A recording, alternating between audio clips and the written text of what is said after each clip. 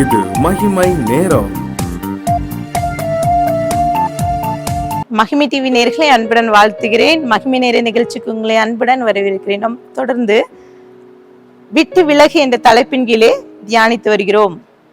வசனம் சொல்கிறது 2 தீமோத்தேயு 3:5 தேவ பக்தியின் வேஷத்தை தரித்து அதன் பலனை மறுதலிக்கிறவர்களாயும் இருப்பார்கள், இப்படிப்பட்டவர்களை நீ விட்டு விலகு என்று சொல்லி அங்கே குறிப்பிடப்பட்டிருக்கிறது. தேவ பக்தியின் வேஷத்தை விட்டு விலகு. சில நேரங்கள்ல ஆலயத்துல நாம் பார்ப்பது உண்டு. சில மனுஷர்கள் அவங்க பாத்தீங்கன்னா முதல் மணியில் அடித்த உடனே வந்து உட்கார்ந்து இருப்பாங்க.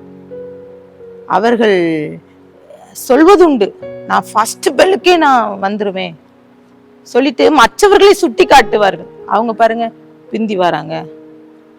இன்னும் சிலர் உண்டு, ஆலயத்துல ஆராதனை நடந்து கொண்டு இருக்கும் போது அங்கே கிளாக்ல வசனம் சொல்வதுண்டு. சொல்லும்போது மிகவும் கவனமா கவனிப்பாங்க பாருங்க. கவனிக்கும் போது சிலர் வந்து ஜெபித்து கொண்டோ இல்ல சத்தம் போட்டுக்கொண்டோ ஏதோ வார்த்தையை பேசி கொண்டிருக்கும் போது அவங்களுக்கு கோவம் வரும்.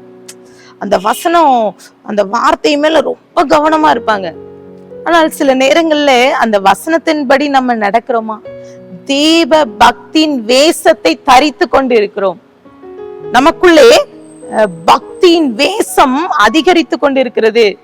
சில பாத்தீங்கன்னா ஆலயத்துக்கு வருவாங்க, பாத்தீங்கன்னா பார்க்குக்கு வர்றமாய் பேக் நிறைய பண்டங்களை கொண்டு வந்துட்டு பாருங்க 6 நாள் அவர்கள் உலகத்துக்குள்ளாக இருந்துட்டு அந்த 7வது ஒரு நாள் மட்டும் கர்த்தருக்கு அப்படி என்று சொல்லுகின்ற சில மனுஷர்கள் இருக்கிறார்கள்.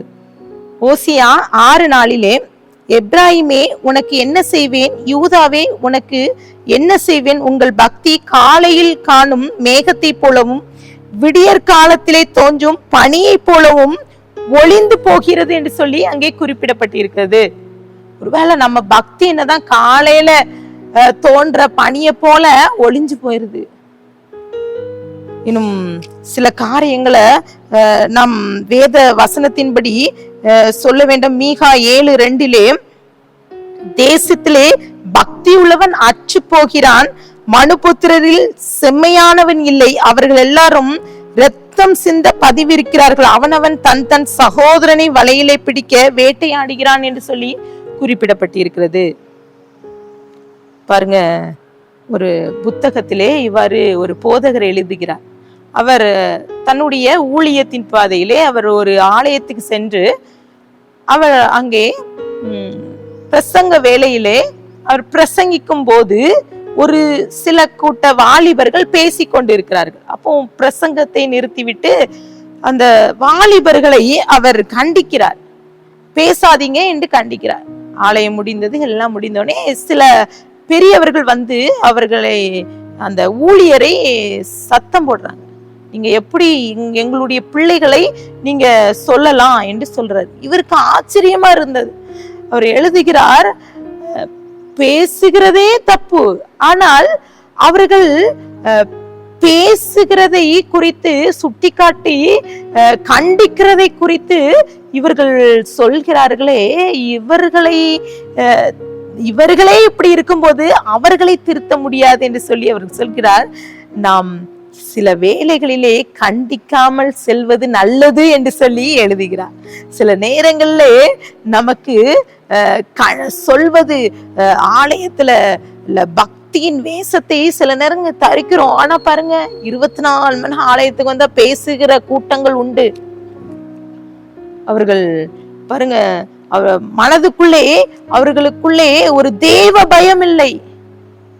இன்னும் நான் சிறு வயதிலே ஒரு ஆலயத்துக்கு சென்றது வழக்கம் போல ஒரு ஆலயத்துக்கு செல்வது உண்டு. அங்கே ஒரு சிலர் ஒரு குறிப்பிட்ட சகோதரி என்ன செய்வார் என்றால், அவர் பார்ப்பாங்க, சிலர் வந்து முழங்கால் போடல, அவங்க வந்து ஒழுங்காக உட்காரலன்னா சொல்லுவாங்க, நேர் முழங்கால் போடுங்க, ஒழுங்கா நின்னுங்க, ஜெபிக்கணும் அப்படின்னு சொல்லி அவங்கள ரொம்ப ப்ரெஷர் பண்ணனால அந்த சகோதரியை பார்த்த உடனே அநேகர் ஓடுவாங்க.